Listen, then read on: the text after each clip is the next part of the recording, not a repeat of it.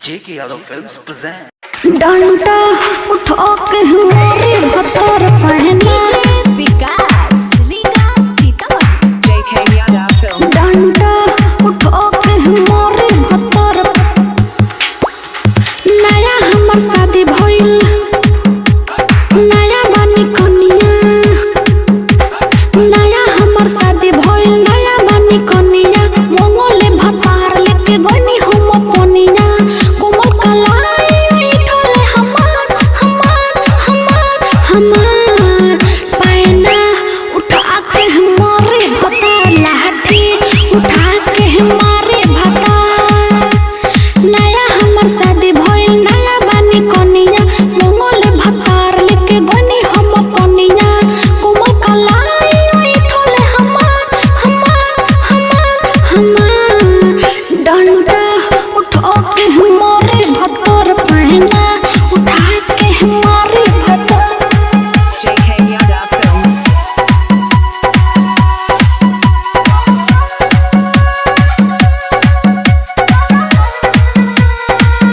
डंडा उठा के हमारे भतर पहना डंडा उठा के हमारे भतर पहना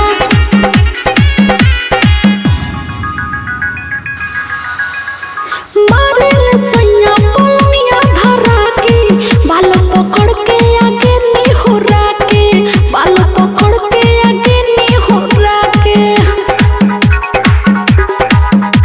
मारेल सैया पलनिया धरा के बाल पकड़ के आगे नी होरा के बाल पकड़ के पीछे नी होरा के का कहि सखी हम भइल लच्छा का कहि सखी हम भइनी लच्छा डंडा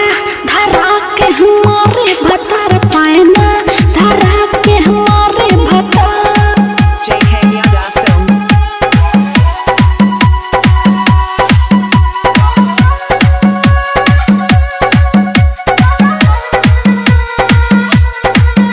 डंडा उठा के हमारे भतर पहना डंडा उठा के हमारे भतर पहना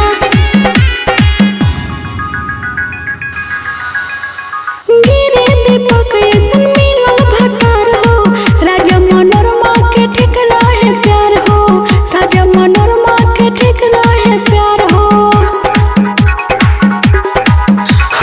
गिरे दीपक ऐसन मिलल भतार हो ऐसे तो अच्छा रहे जेके के प्यार हो